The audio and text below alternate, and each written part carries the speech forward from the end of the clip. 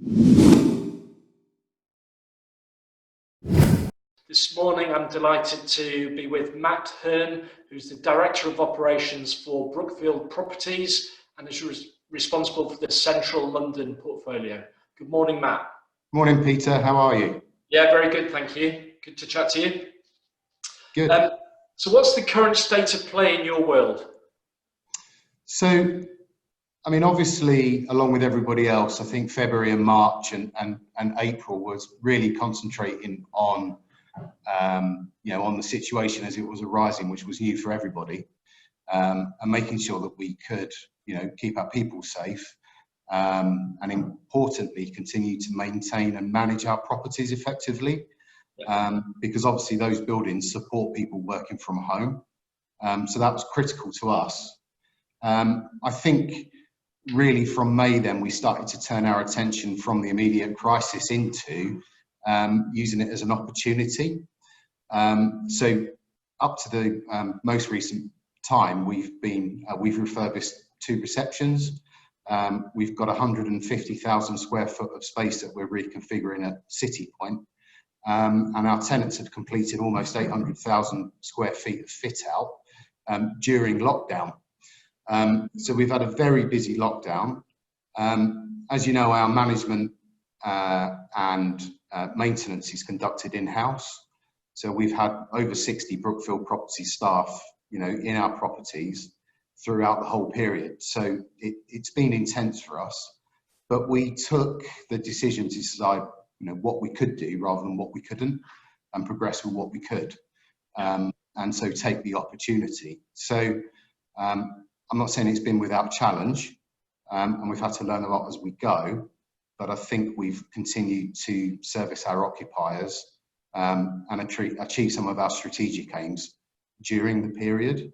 Now, we obviously started to see something approaching a return to work.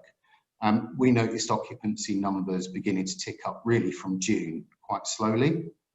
And we had reached the 20% on average point across our portfolio, and watching that increase 1 or 2, 3% a week. And as we're speaking, obviously the Prime Minister has just announced that people should work from home if they can again. And before the Chancellor speaks this afternoon on, further measures to help business. So it's too early to say what the impact of that will actually be. But then we will, adapt our operation to suit, where we are. So we'll take our time, we'll see what actually happens, and then we'll adapt our operations to suit. So that's where we are today. So a little more uncertainty again, but we're learning to deal with uncertainty, and change is a constant anyway, and we'll manage what we're handed to manage as we have done throughout the process. Brilliant. And what safety measures have you implemented as a business? So we actually completed all of our maintenance tasks during lockdown. We increased the frequency and the speed, so concentrating on air handling plant and fresh air supplies.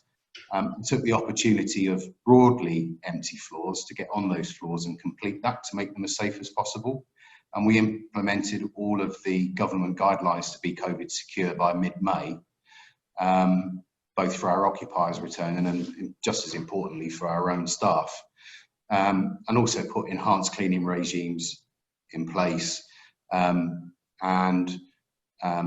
conducted indoor air quality monitoring to a greater frequency and completed so we could get a baseline of where we were, and obviously managing our Legionella risk in a low water turnover environment. And really the aim of that was to ensure that our properties were open and available throughout for our occupiers should they need them, which was, was our ultimate aim, and one I'm happy to say that, we achieved. So to give them some confidence that, it's there, we're there if they need us, and that the property is being properly maintained and it will support their critical systems throughout the period. Excellent.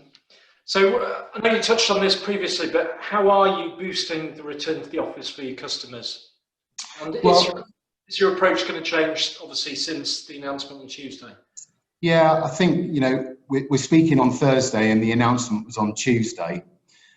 What we're doing at the moment is really, liaising with our occupiers, as we have been throughout, to understand what their plans are, and what their thinking is, and to what extent they will work from home. I suspect it might not go back to where April was, with very, very low numbers, but clearly it's not going to be, full occupancy.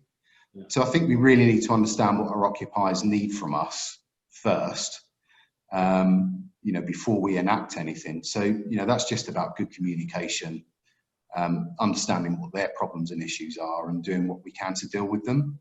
We remain COVID secure. We continue to review our risk assessments, on a regular basis, but also speaking to our own staff and making sure that they feel happy and secure coming in, because that's important, and so that we're available to spring back again at some point, should, as and when that proves necessary. So I think we're still in the planning process. We're still trying to digest exactly what it means, but more importantly, having a look at the actual impact of that statement on the ground. And as we sit here on Thursday morning, it's just a little bit too early to say. Yeah. So we'll act on actual information, rather than making too many quick decisions now on where it's headed. And we'll draw those conclusions in a week or so's time. What's your take on the end of the office narrative? Well, clearly there's a lot of discussion on this at the moment. I think it's undoubted that to some extent the workplace will change, and we will see greater flexibility. But we don't envisage a scenario where everybody's working from home all the time, but we think a degree of home working, will feed in, and that's, understandable.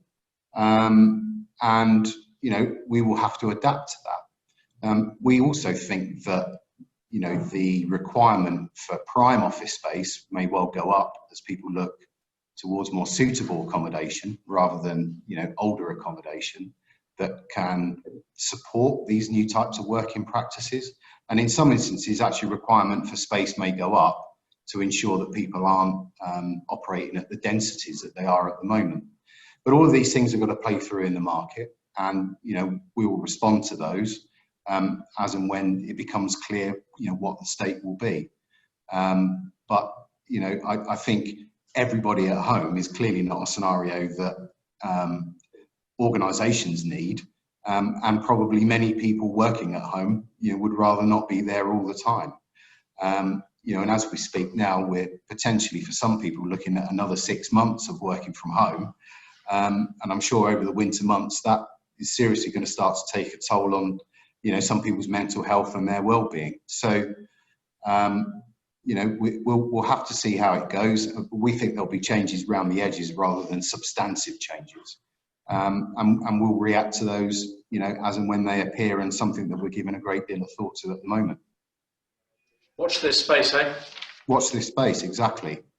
I think the only thing I can predict is anybody that's making a prediction will probably be wrong.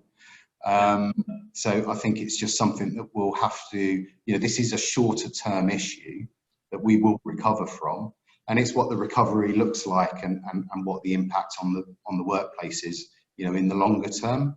And I think it's just a little bit too early to determine that at the moment. But as I say, reports of the death of the office, I think, are very wide of the mark.